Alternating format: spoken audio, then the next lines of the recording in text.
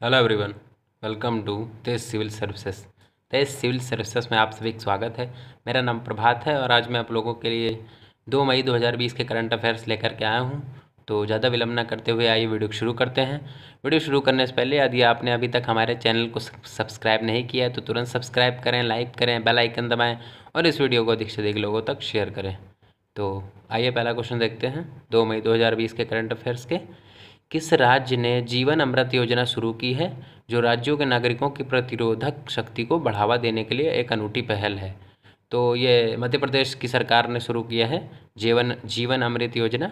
इस योजना में बेसिकली क्या होगा कि सरकार कुछ चूर्ण टाइप का कुछ तैयार करेगी, चूर्ण जैसा, जो लोगों को दिया जाएगा खाने के लिए, और जिससे लोगों की रोगों से लड़ने की प्रतिरोधक क्षमता बढ़ेगी। तो कोरोना वायरस के रोकने के लिए ये काफ़ी अच्छा कदम है। तो सरकार का मध्य प्रदेश की सरकार ने किया है। शिवराज सिंह चौहान मुख्यमंत्री हैं और लालजी टंडन गवर्नर हैं मध्य प्रदेश के। और मध्य प्रदेश में आपको कई सारे टाइगर रिजर्व भी मिलेंगे, तो जिनके नाम मैं आपको बताऊंगा। जैसे पन्ना हो गया, Panna tiger reserve, Sanjay Dhubri tiger reserve, Pench tiger reserve, Bandhavgarh tiger reserve, Satpura और कान्हा। तो ये 6 कुछ टाइगर रिजर्व हैं, 6 टाइगर रिजर्व हैं। और 7वां टाइगर रिजर्व रातापानी होगा, जो कि अभी रजिस्टर्ड नहीं हुआ है सरकार के लिस्ट में। तो ये था मध्य प्रदेश के बारे में। तो ये सब आप याद रखिएगा मध्य प्रदेश के बारे में। तो अगला क्वेश्चन देखते हैं। पीएनबी हाउसिंग फाइनेंस बैंक के अंतरिम प्रबंधक निदेशक और सीईओ कौन बने हैं? तो ये नीरज व्यास बने हैं। और ये कुछ भी नहीं है, ये पंजाब नेशनल बैंक की एक शाखा है हाउसिंग फाइनेंस की, तो उसके सीईओ नीरज व्यास बने हैं। और पंजाब नेशनल बैंक के सीईओ कौन है? तो एसएस मल्लिकार्जुन राव है। तो उनका नाम भी आप याद रखिएगा। तो ये सब इंपॉर्टेंट क्वेश्चन थे। अगला क्वेश्चन देखते हैं। संयुक्त राष्ट्र में भारत के अगले राजदूत कौन होंगे? तो ये बहुत मोस्ट इम्पॉर्टेंट क्वेश्चन है, क्योंकि इससे पहले सैयद अकबरुद्दीन इस समय हैं, जो कि अब उनका कार्यकाल पूरा हो रहा है। और टीएस तिरुमूर्ति होंगे अगले राजदूत हमारे संयुक्त राष्ट्र में। ये स्थायी प्रतिनिधि होते हैं, जो कि भारत अपॉइंट करता है संयुक्त राष्ट्र में।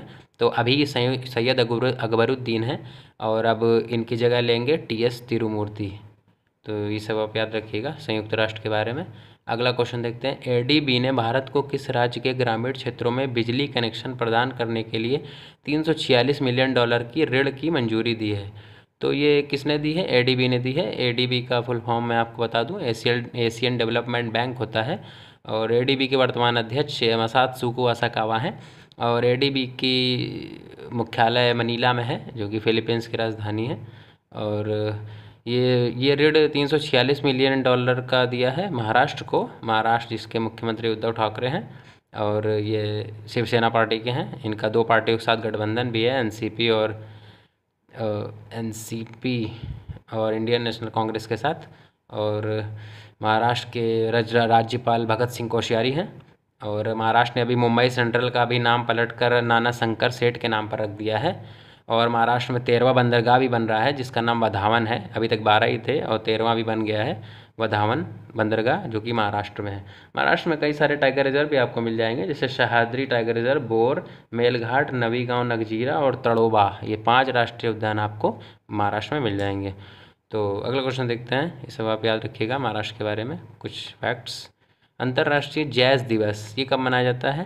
तो जैज़ एक म्यूज़िक का प्रकार होता है, आपने देखा होगा शायद, म्यूज़िक में आप जब यूज़ करते होंगे तो जैज़ एक प्रकार होता है म्यूज़िक का।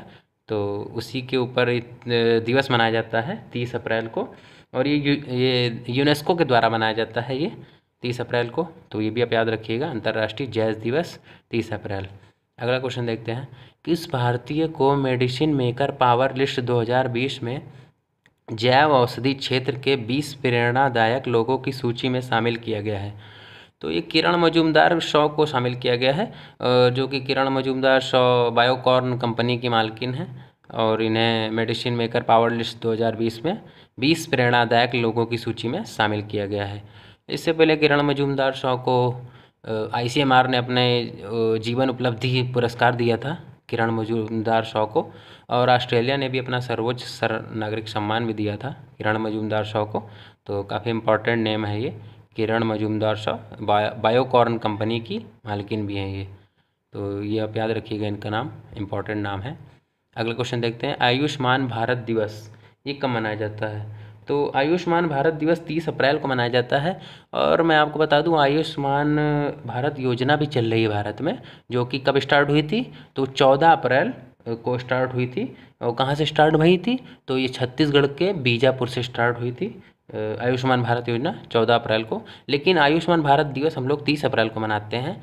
तो ये सब, इन दोनों में आप अंतर याद रखिएगा। और आयुष्मान भारत की योजना की शुरुआत 14 अप्रैल को हुई थी। तो ये सब आप याद रखिएगा। डॉक्टर भीमराव अम्बेडकर का जन्म जयंती होती है उस दिन 14 अप्रैल को। तो ये सब आप याद रखिएगा।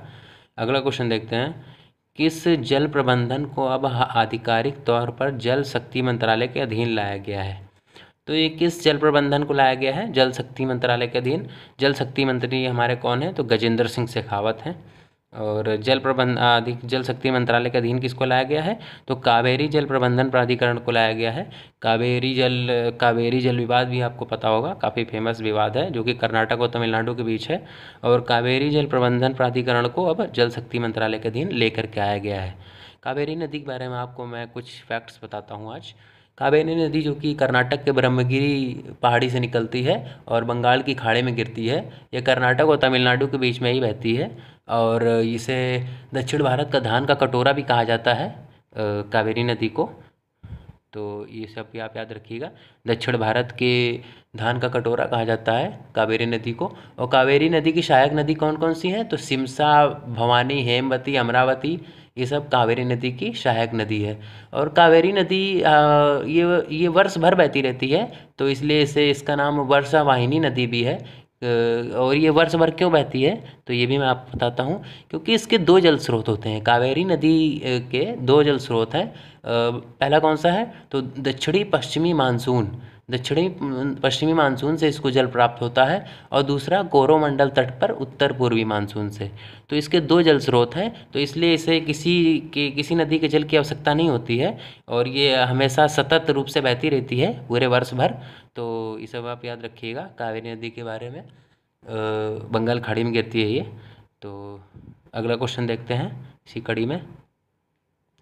अंतर्राष्ट्रीय श्रम दिवस ये कब मनाया जाता है, तो 1 मई को मनाया जाता है। हर साल ये 1 मई को अंतर्राष्ट्रीय श्रम दिवस मनाया जाता है, जो कि काफ़ी इम्पोर्टेंट दिवस है, काफ़ी पेपर में पूछा जाता है।